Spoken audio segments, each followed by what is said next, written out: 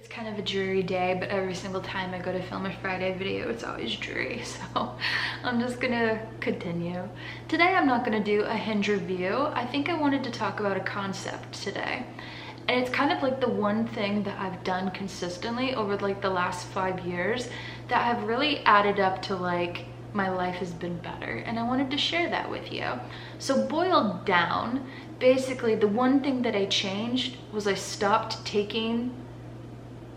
believing people's limitations that they set on me.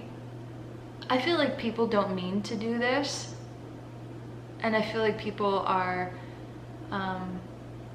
like, I don't think that people are trying to like literally hold you down, but I think people are more realistic and they take the average kind of skill set, especially if they know you. They take the average of what they know about you. They take the average of what they know about you and they assess and mirror back to you what you can do. Even if they believe in you, I feel like they have a good idea of like what you're capable of, and like based upon like how well they know you. And how well they know you is like how close to the actual person that you are on the inside you present on the outside.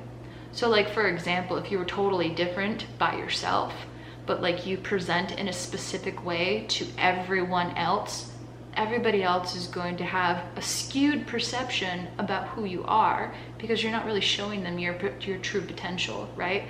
Like you only know your true potential. Like if you're really honest with yourself, you only know your true potential, but everybody else just kind of sees this facade that you give to them. And so their idea of what you can actually achieve and where your limitations are based upon what they've seen of you, right? So this happens all the time, and it's normal, and it's like, it just, you know, it's a thing.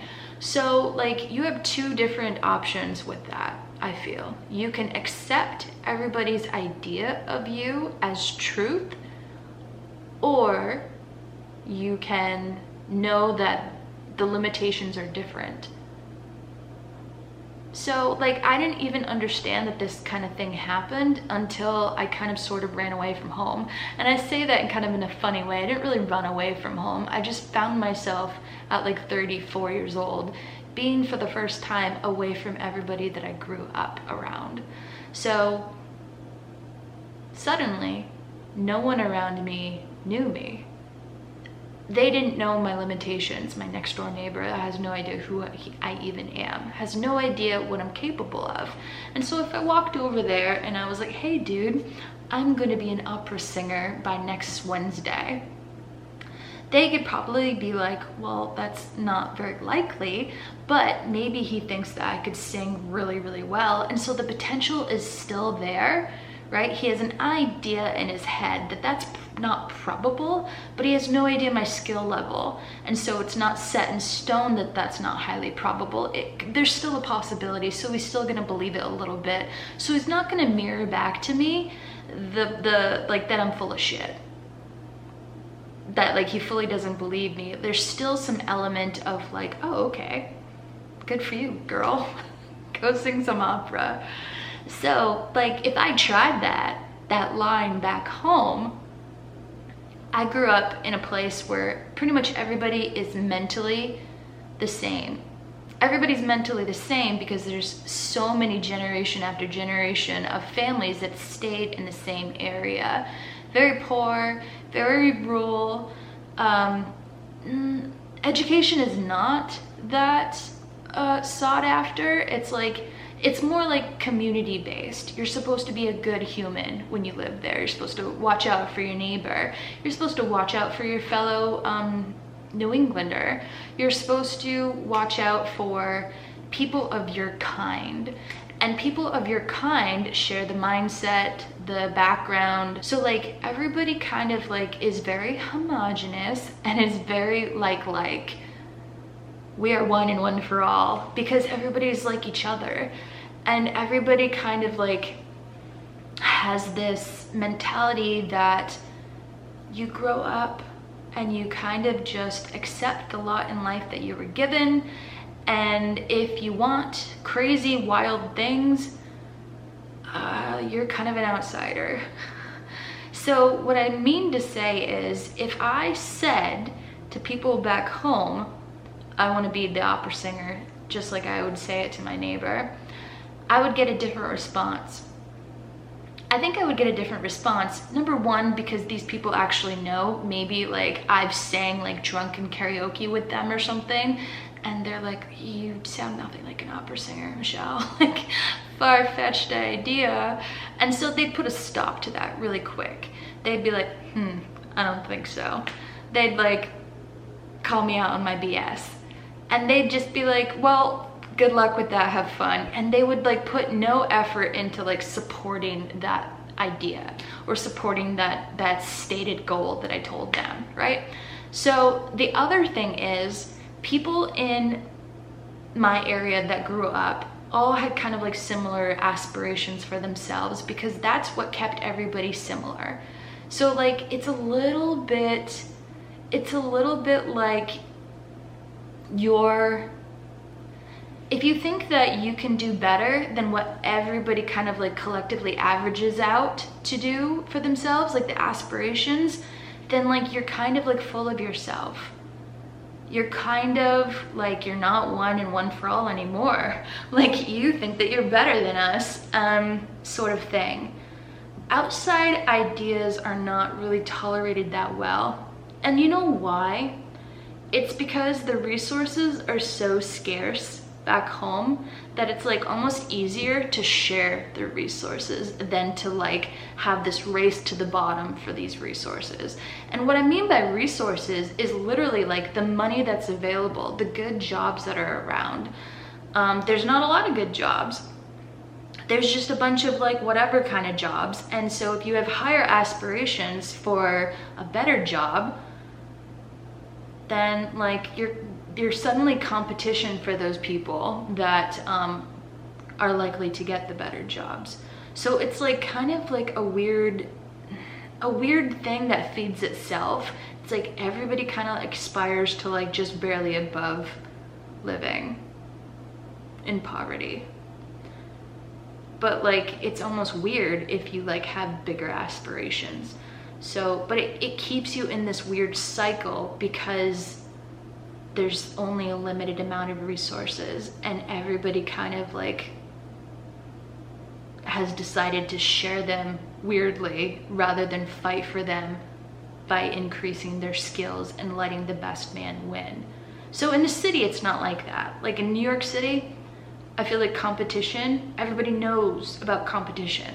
Everybody knows about, you have to be smarter, you have to be more clever, you have to have street smarts and like all kinds of smarts in order to like get any sort of advantage over anybody else that wants exactly what you want.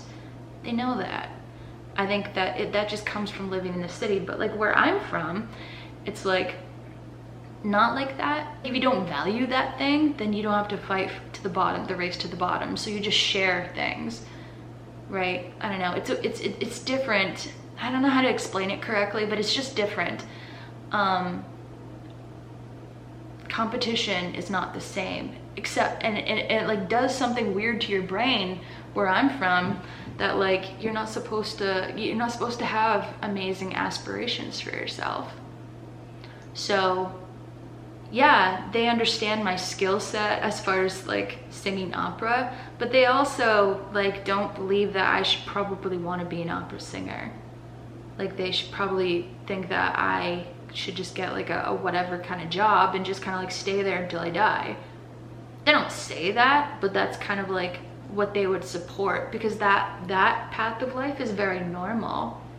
There's nothing wrong with that, but it's like I'm just trying to lay out that like the cues that I get from the people, the environment that I've surrounded myself in up until I was like 34 years old, which is like only 6 years ago, all gave me the same cues that like they thought that they understood my limitations.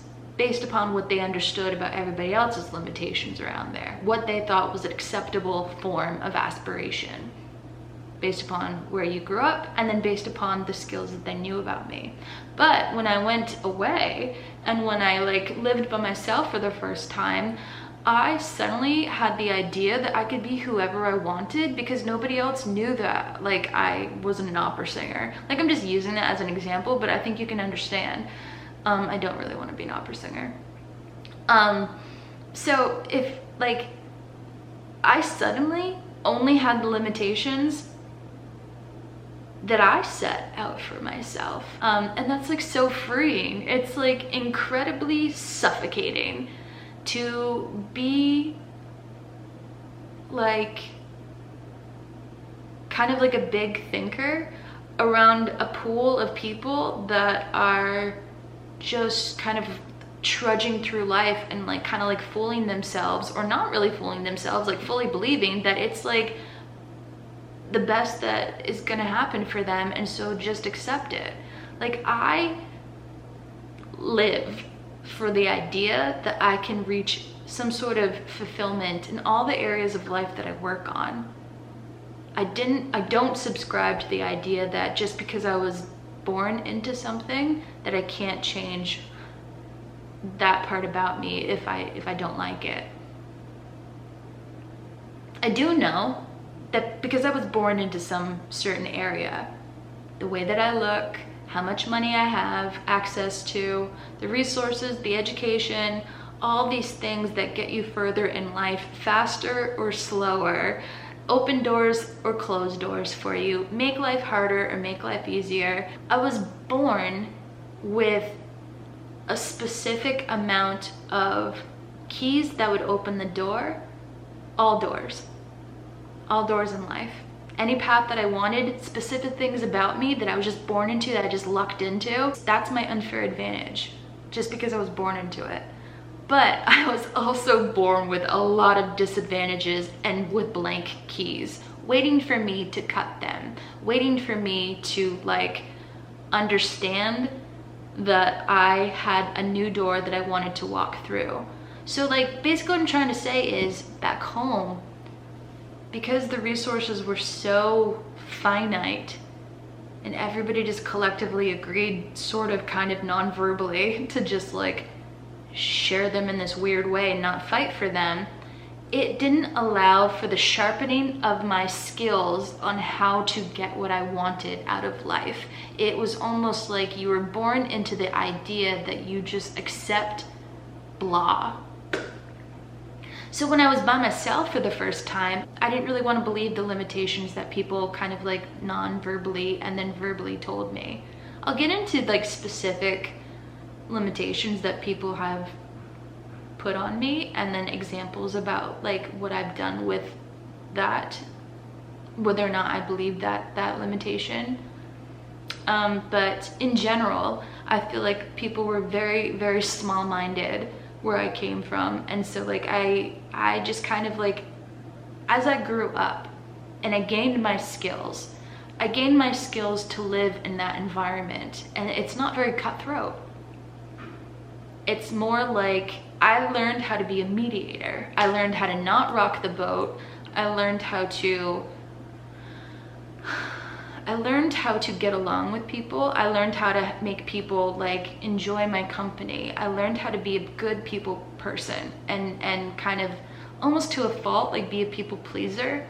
I did correct that later on, but I did learn how to like do those things because I never envisioned myself getting out of that environment. I never even knew that that was a limitation, or that I was like fighting for the same resources that everybody else was in this weird way. I just knew this was normal. That was just like the way that it was. I had this unfair advantage that I was curious and that I was more clever, and I happened to be relatively intelligent versus the people that were around me, until I went to college. And then I was more or less like, basically like a nobody. I didn't really have any more unfair advantages once I went to college. It was very obvious that I was just like, I had no more special skills that got me to open doors faster than anybody else. So that was one of the first times that I saw that other people had different perspectives in life, and other people had different aspirations, and other people just dreamt way bigger. And then other people would go home after they graduated to areas that were so big, and they had all these set plans for like what they were going to do with themselves. And I never even knew that I should be preparing for this kind of competition battle in the real world, because in where I'm from, you don't compete for the resources, you just collectively say, we're gonna share these resources. That's like a mental shift that happens when you understand that you have to compete. Now, the shift happens because of you're trying to compete because you have different wants. All the wants from when I was like younger was just to like graduate from college. That was like my want.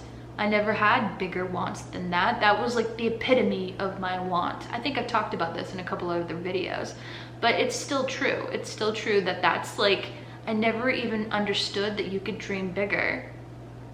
Cause like there was nobody around me that was like dreaming big.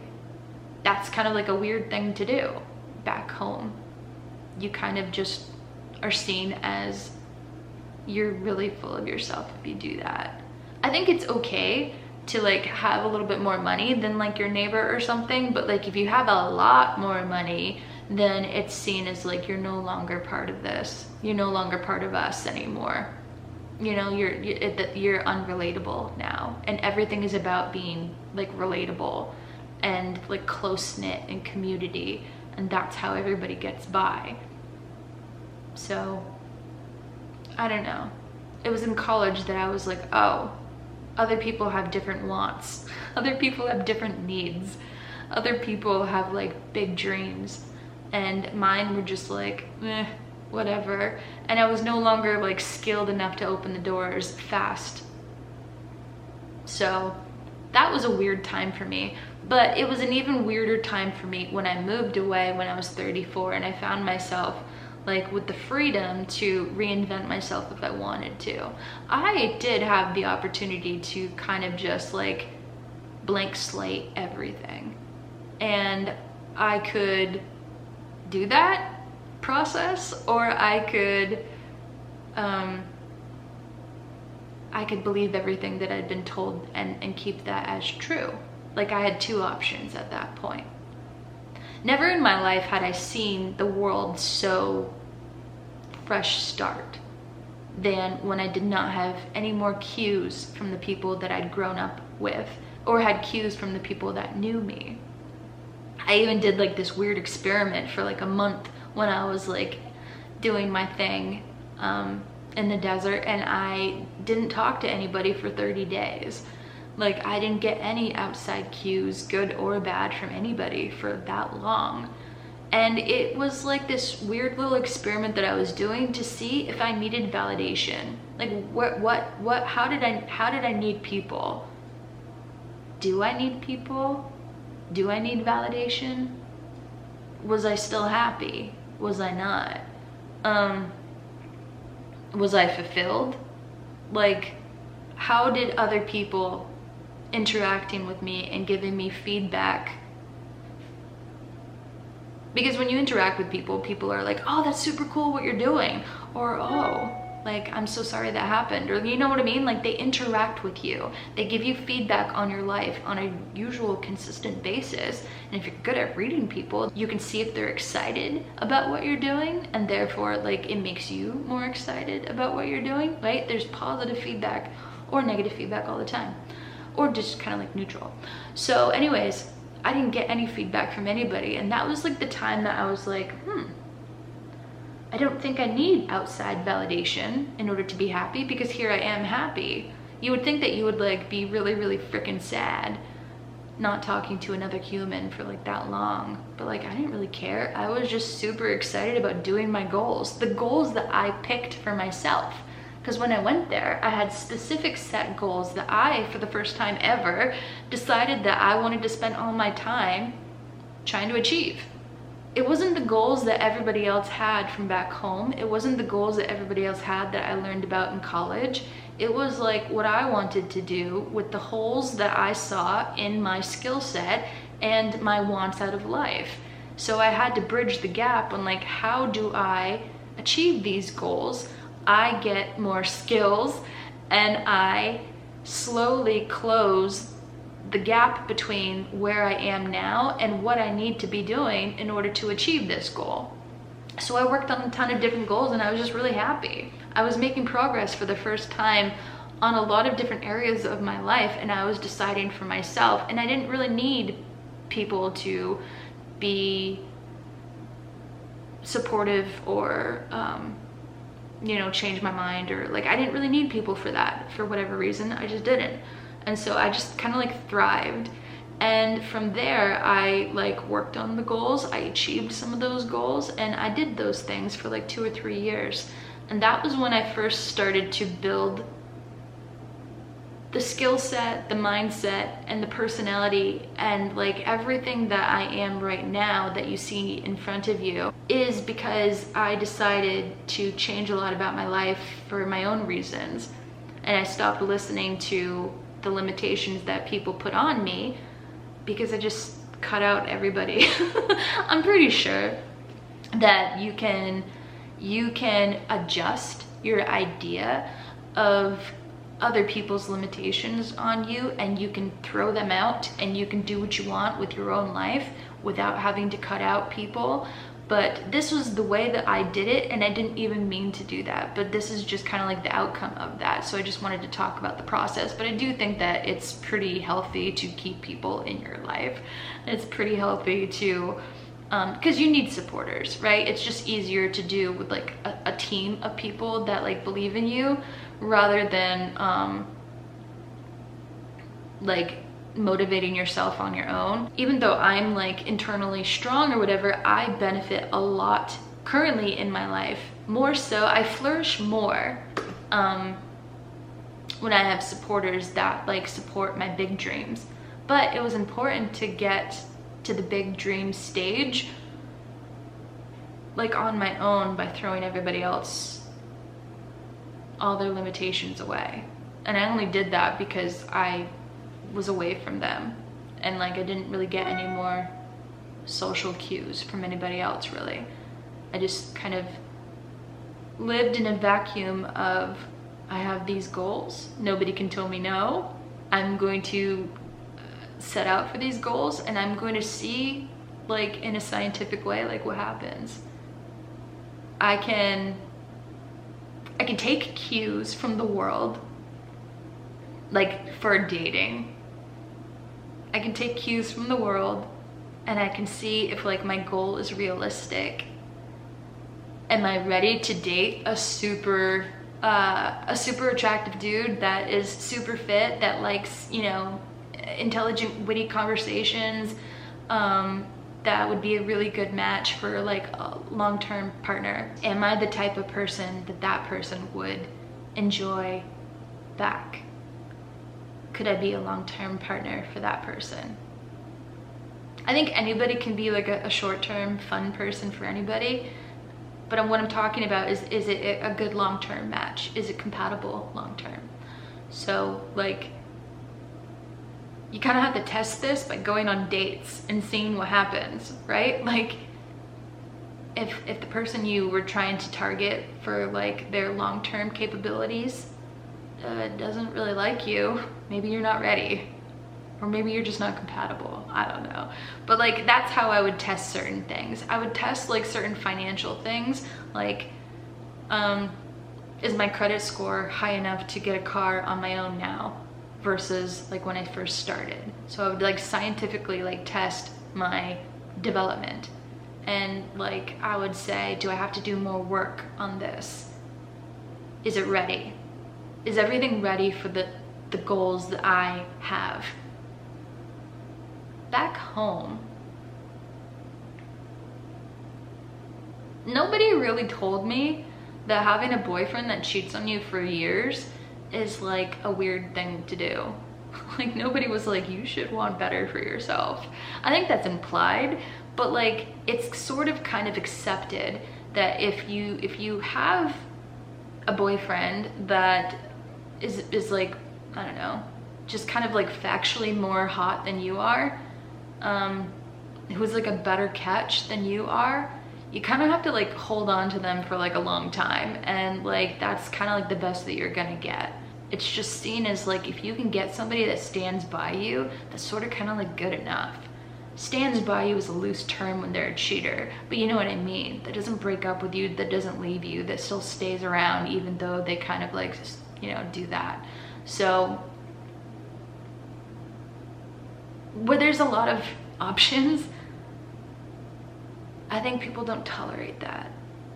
I think people know better to like have better self-esteem and to like have more self-respect than that. I didn't see it as self-respect thing or like have a self-esteem problem or like anything.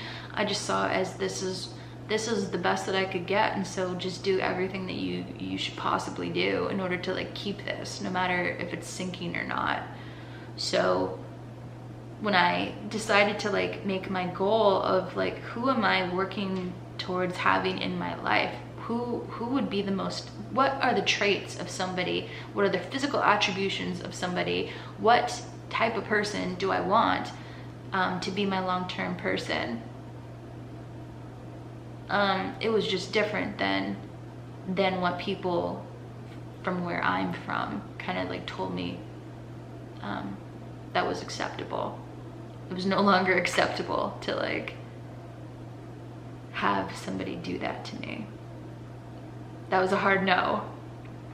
But like where I'm from, you fight for like the few good-looking people, or you fight for like the few people that like, it's weird that like the traits that you value, people would value stability, and stability meant you stay by my side. Doesn't matter what you do by my side, but as long as you stay and that other people are seeing that you're with me, it's like seen as like stable. Versus, are you happy? Are you fulfilled? Are you having a good sex life? Are you emotionally connected? Do you genuinely enjoy this person? Do you think that you will grow into something with this person? Will they grow with you? Do they make you laugh? Do you have fun? Like none of those things are like outwardly valued. It's just like, oh, your marriage is 40 years. Good job. Like it's stability and longevity and like toughing it out versus like true happiness. So when I got to the desert and I could make my own goals, I was like, ugh, I just want what I want. Nobody can tell me no. I'm just gonna like reach for the friggin' moon here, and I'm just going to like have my own standards. I'm going to unscramble all the bizarre standards that I was kind of like socially queued up onto, and I'm going to make my own. And that equaled an interesting thing. That equaled like, I sort of became, not like a man eater, but like I sort of became more aggressive in my approach. Because I understood what I wanted, I knew that other people were going to want that type of person. Let's face it, there's not a lot of competition for like the known town cheater. There's not. So like the skills to keep that relationship going is to like not rock the boat, is to like keep the peace, is to like know how to like keep everything going. It's not to want better for yourself. It's not to go after somebody that is out of your league. It's, you know, even within your league, but treats you slightly better. You know what I mean? Like, I think people understand a better catch. And there was not a lot of competition back home. And so like there's a ton of competition in bigger places. And everybody else knows that, and everybody else abides by the unspoken rule, there is competition. And now it depends on like how educated the area that you live in is, like what the all of the demographics of like the area, but like in general, if you're from a rural place and then you suddenly become like an active participant in the dating scene in a bigger place, there's more competition for the top people, and so you have to be what the other top people want. You have to become kind of like a top person in your own right, and so you also have to like be clear about what you want. And so like I developed a whole new skill set on, I was no longer just like a person that was a good girlfriend. That's all I kind of like knew how to be. I didn't really decide a lot of things. I was kind of passive in like my relationship. But I knew if I wanted what I wanted, like I logically understood that there was a difference in personality traits and what they would want. So I was like, I will be that thing. Because I want to be that thing. It's not just because, oh, I decided that I wanted to like date up and like I got it in my head that like I genuinely want to be that person who does those things, but it just happens to be probably the inverse of the person that I want. You know what I mean? Like I think the person that wants me, I'm going to want them. I don't know if that was a smooth way of saying it, but like I genuinely want to be a decider, if we want to say it like that, rather than somebody who lets things happen to them. And so a person that decides versus lets things happen to them has a totally different skill set. So I'm more blunt now. I'm more sure of what I want, and I can communicate that clearer to other people now. When before I would just try to keep the peace, and somebody who is keeping the peace doesn't really share their hot takes, right? Somebody who is sure of what they're doing with their lives and sure of their goals can sometimes have hot takes because they don't care if it rocks the boat with other people, right? But somebody who really cares about rocking the boat with people is not going to share their potentially like wild thoughts or whatever that might be seen in from a judgmental point of view from anybody else. You're going to keep those things to yourself because that's part of like not rocking the boat. You don't say provoking things to people, or you don't do provoking things, and you spend a lot of time just as a support system rather than a person that like decides the direction of your life. And so just by deciding that I wanted a different type of person in my life, I decided that I wanted to be a different type of person. I decided that I should put more effort into honing these hidden skills that I've always had, but they lay dormant. They weren't really needed before, but now they were very needed. Competition is always going to bring out, like if you want it. It's okay if you don't want what everybody else wants, but if you do happen to want what everybody else wants, you kind of have to be a little bit better than Joe Schmo over there that's trying to get it also.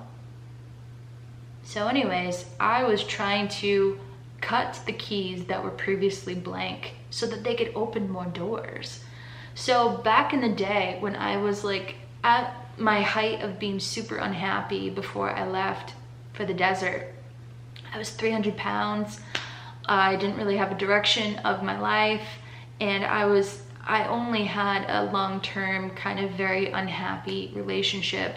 I had a very good connection because like I said, like I understood how to connect with people. So we did have a good connection, but it was just like not fulfilling in the same way that like I want now. So like in hindsight, I'm just like that relationship was super not fulfilling, but it was fulfilling in like certain ways that led it to last that long. So I'm not gonna like poo-poo over every aspect of that relationship, but there's definitely elements of that relationship that I would never want to repeat in another one.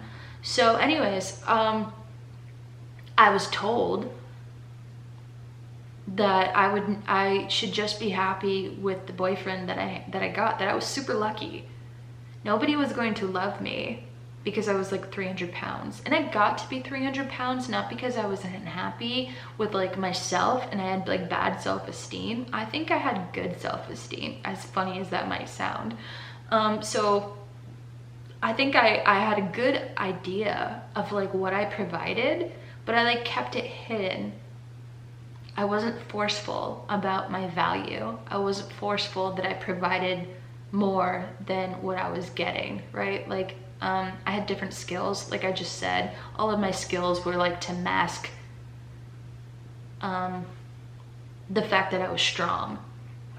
It was like to stay under the radar. And if I was strong, then I was going to be,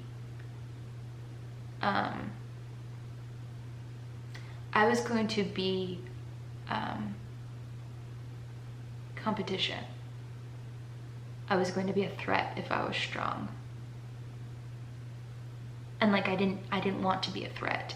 I wanted to be a cog in the wheel, because that's kind of like what I grew up understanding, and that's kind of like all you hope to aspire to. Like, nobody told me that I should be like my own thing and to be strong. Like I had to like learn that and hone that on my own.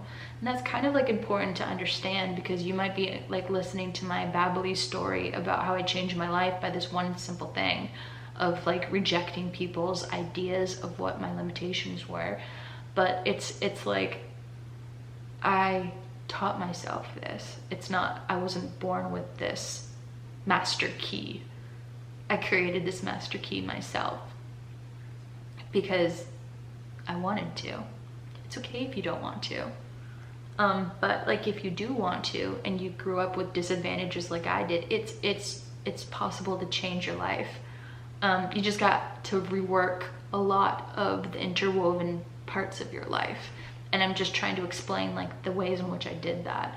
So the cues that I was getting beforehand when I was 300 pounds, I had never left my state really. I was just like not dreaming big. I didn't really have like an idea of how to reach fulfillment in any areas of my life, or how to improve it, or like whatever. I was just really stuck. I was told by the girl that my boyfriend cheated on me with. She like wrote me a private like Facebook message, and she like was very angry at me, and I have no idea why, because I've never met this person. But I think that's how girls work sometimes. They like attack the current girlfriend, even if you're the one that you're the side piece. Instead of like getting mad at the boyfriend, the mutual boyfriend or whatever, they get mad at like the original girlfriend. And she like wanted to like drag me down, and it was very strange. But I remember one of the things that she told me was that like nobody would love me. I should be like really thankful for the situation that I was in, because like my boyfriend at the time was like desirable to somebody else, and like he chose to like be with me. And so like I am lucky. My cheating boyfriend is a good commodity. Is like I don't know, it was like a strange kind of like surreal thing to be told that I have no value in myself just because I'm fat. And like I didn't see myself like no value, but like I also didn't push for other people to see me as valuable. Like I was just like, I just quietly understood that like she was wrong. It still hurt and it was still really weird, but like I remember her telling me that. And I remember because she was skinnier than me, she thought she had a better chance of like capturing his love for like forever or something, even though he'd been with me for like a real long time. Anyways, that was weird. But like what I took away from that was like other people's limitations. The cues that I was getting was that they saw me in a wrong way, but they saw me in a wrong way simply because of like what my outside looked like. And so if I wanted to play in the real world with like have an easier time, with like without people doing that to me, because let's face it doesn't matter like how great you think that you are, it's still going to be a harder life if like you're up against walls all the time, like if doors don't open for you. Like I just wanted to like, you know, have a good relationship and have people like leave me alone. I didn't want this kind of crap from other people. But like if you're overweight, like there's all kinds of like roadblocks that happen in life. People are just like nicer to you when you're skinnier. It's just facts. And like I hate that it's facts. I don't understand it from like a logical perspective, but like I just know that it's something that happens in society and I can't really change that. So what I can do is I can accept that that happens. I can understand how I feel in my own head, and I can still have self-worth, and I can teach people, you know, that I feel like I have self-worth. Even if you're giving me cues that I don't, I have the opportunity to do that. Or I can play a little bit of a mix and I can say, okay, I'll make my body smaller so that you stop doing that to me. It works better for me anyways, because I'm healthier than I was at 300 pounds, but like life is a lot easier now. Just is. People are just nicer. They hold doors open for you. They don't treat you like you're, you know, subpar human just because of how much fat on your body. It's just strange, but it's just like, okay, if I wanted this kind of stuff to go away, if I wanted people to like take me seriously, if I wanted it to be a smoother transition of like how I believe that I am to like how people believe that I am, I need to present what's on the inside on the outside. I need them to both match. So even if I'd gotten skinnier and like I wasn't portraying my strength, and I wasn't portraying my confidence, and I wasn't portraying that I knew what I was going after, all these things had to happen at the same time.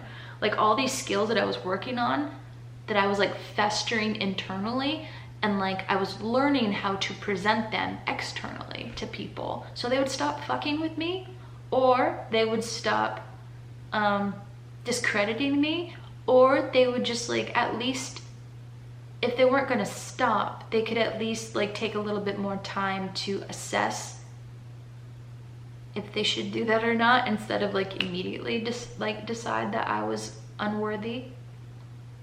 That was like my only goal, to just like make it easier for myself, to like give myself more options, to create master keys for things that had previously been roadblocks.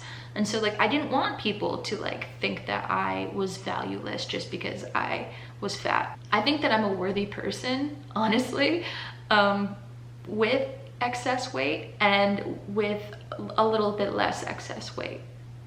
It doesn't really matter for me. What just matters for me is that when I exist out in the world and I interact with people or whatever, it's just an easier, more pleasant time. And so like I'm willing to like conform so that I can create later. I'm willing to do what people want me to do in order for them to like pay attention to the like the real trueness. But I also have to work on presenting my real self. And that's kind of like what this whole like YouTube thing has been for me. You've seen it, if you followed me a long time, you've seen it where like I used to have a YouTube channel where I had like 22,000 subscribers, and I was like, I don't know, relatively popular for like my little genre of beauty guru thing. Like I was well known for like making certain types of videos, but basically I just made videos that were like how to do something. That was like my value that I shared. So it wasn't like teaching you something that you could take forever and forever with you, like a skill that changed your life. It wasn't like that. It was like how to ice a cake for like your kid's birthday, how to like do your nails so that they look pretty for your date or something, right? Like how to do something.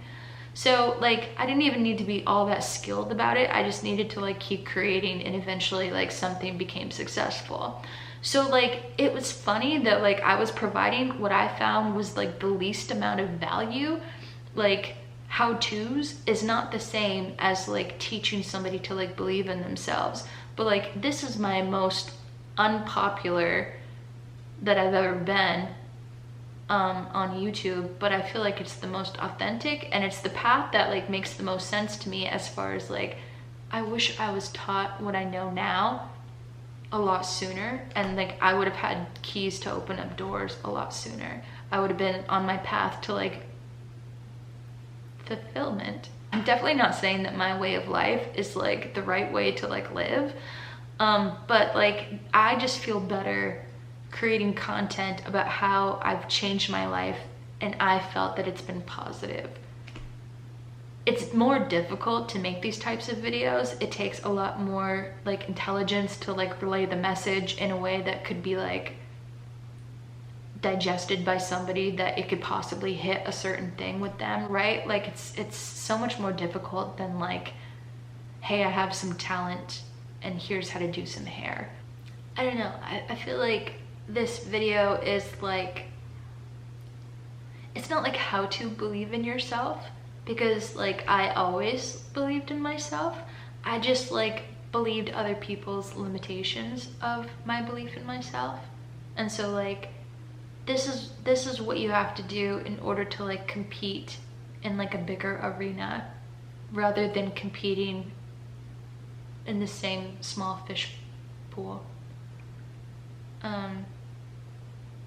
You have to level up, and the leveling up is like really a painful process.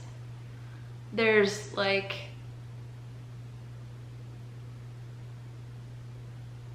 a sadness that like you're becoming somebody completely different, but like some parts of you need to be completely different. Some parts of you will morph. Like, you'll have new skills because you need to hone the new skills in order to achieve your new goals. But you'll also have like the skills that you've had for a very long time, or the things that you've had for advantages since you were born, and you can use those as a backbone and as a foundation to build on. Everybody has their own unique kind of combination of things, and like a door can be opened with a key, a door can be opened by picking the lock, a door can be slammed down by brute force, a door can be burned, you can cut a hole in the door, you know, there's a lot, you blow it up. There's a lot of different ways in order to like get through to the other side. And so it's like understanding that every single goal is going to have a door, and then every single goal you might want to do a different thing with the door. But basically what I'm trying to say to you is, I want to arrange my skills and my life and like everything so that it's harmonious, and I won't have to use brute force. I won't like, it's just going to be smooth. And like the way that it's smooth is that I have keys that work every time. I could, like the final door, let's say that I could have gates, or I could have locked areas of other places before I get to this final door that I can, you know, my path can continue after this transitional door. How I deal with like the gate could be brute force. How I deal with, like, I could outsmart somebody. I could arrive like a Trojan horse. I could use my street smarts. I could use my ability to be buddy-buddy with somebody. I could use my relatability. I could use all these other things.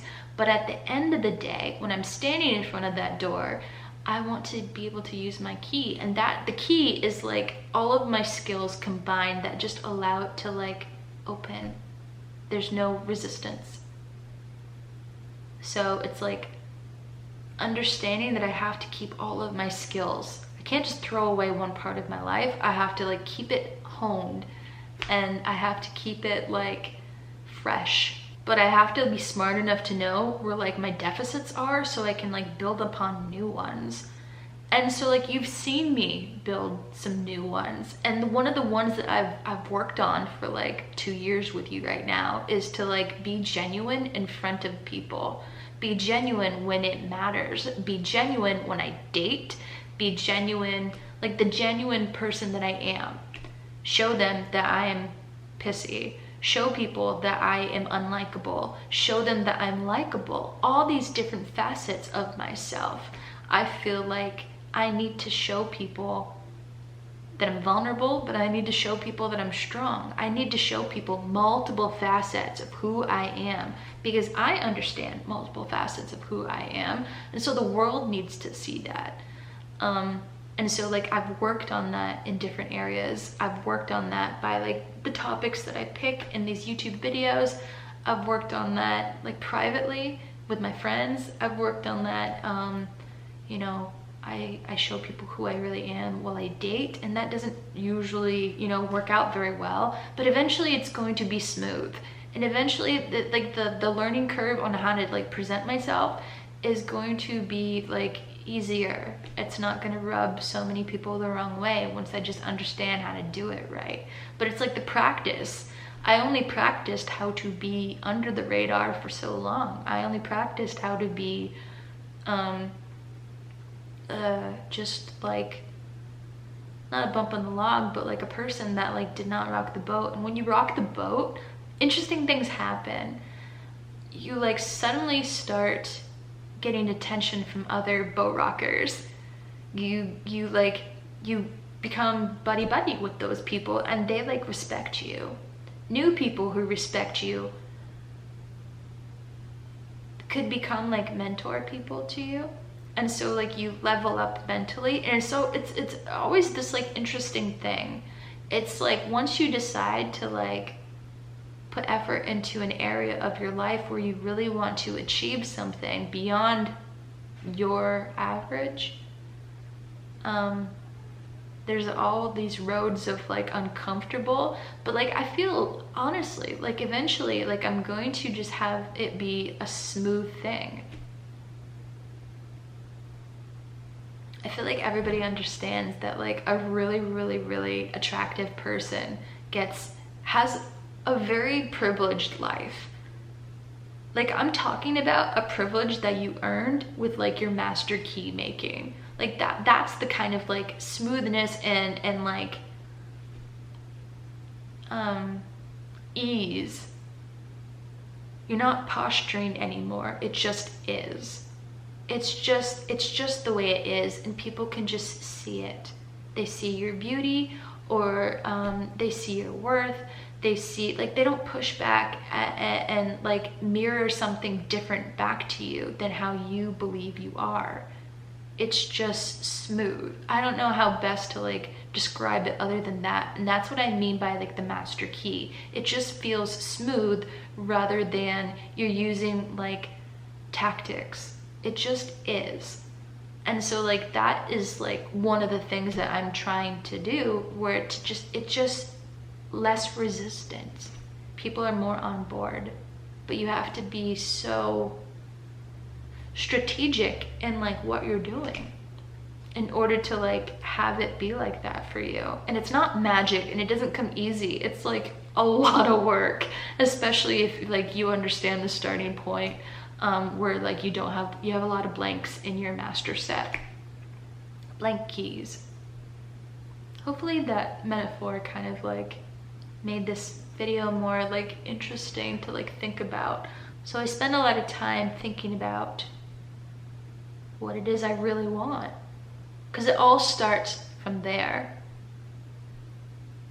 If I understand what I want, then I understand the skills that I need to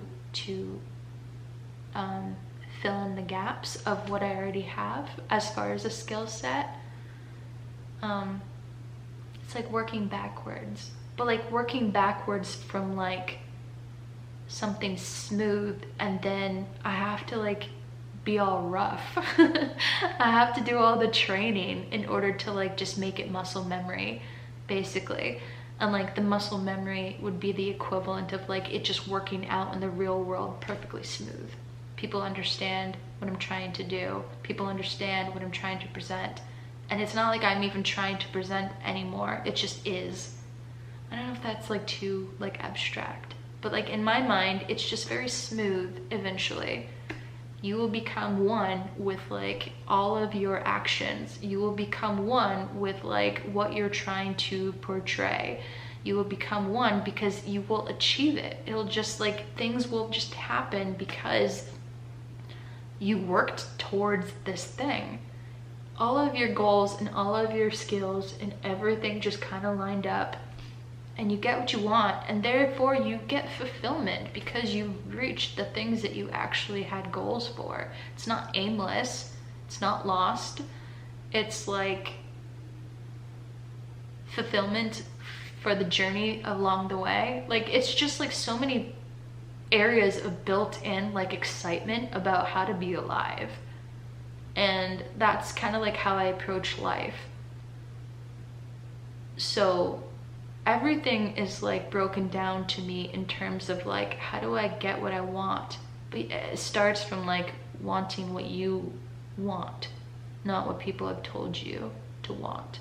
It starts with like stopping with the belief that everybody else around you must be right.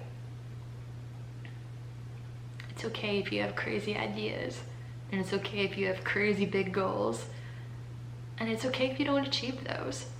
Like, your life's journey is your own life's journey. But it's like, you have to sit with like how it feels. You have to sit with like, does it feel fulfilled? Does it feel like your cup is full? Does it feel like you're on the right path? Or does it feel yucky, right? Like, it felt yucky when I was like being told that I was like worthless, knowing that I wasn't worthless, but it felt yucky. It was like, how do I get this person to like believe something different? How do I get this person to stop saying this kind of stuff to me? And I just like keep going back to that specific like example, but I could give you like 5 or 6 other examples of like people like putting their own limitations on me, and like it's still not being how I saw myself. I always rejected inwardly. I always rejected the limitations that people put on me, and it created like an anger in me. But I never, like, I just quietly dealt with that anger before I left for the desert. I didn't really know that there was a different way that you could assess your life, basically. You could just reject everything that you've ever been told, or you could just like start over. You could just have goals that you wanted instead of goals that you were kind of like taught, right? It's different. I don't know. Thinking for yourself is scary, but thinking for yourself is like, I feel like the most fulfilling thing that you can do. It's scary because I feel like you're the only one that's gonna be able to assess whether or not you're on the right path, because your path is gonna be so different from everybody else. This one thing seems simple to do. Reject the limitations of other people. But it's difficult. It doesn't have to be impossible, but it is difficult. I feel like you really have to want it. You have to want certain things.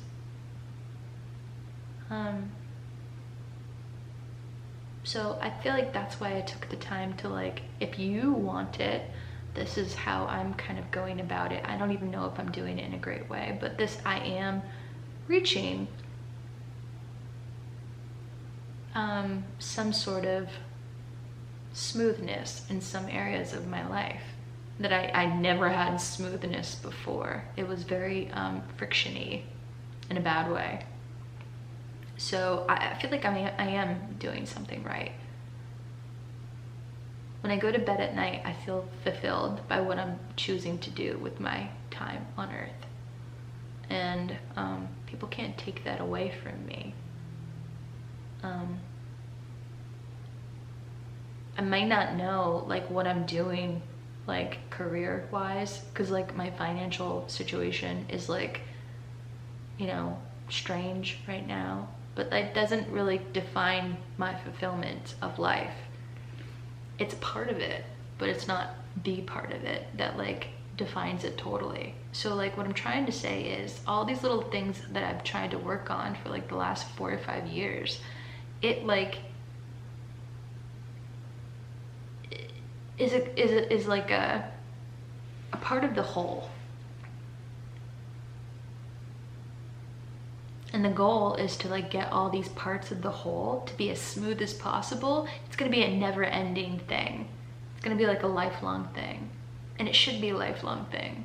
It's not supposed to be achievable. It's just supposed to be a journey that you just kind of like try to make smoother.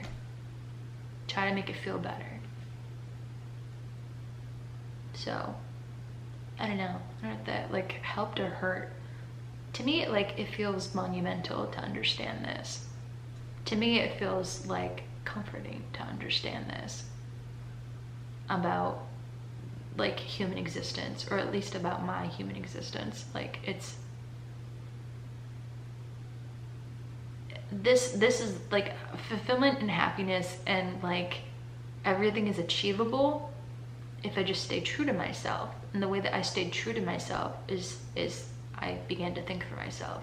And the way that I began to think for myself dictated what I did with my time, dictated the skills that I decided to develop, dictated how I showed up in the world, dictated how the world viewed me back, dictated the opportunities that I would build for myself to make my key opening easier. So hopefully that made some sense. Thank you for watching, and I appreciate you guys, and I will see you in my next video. So take care.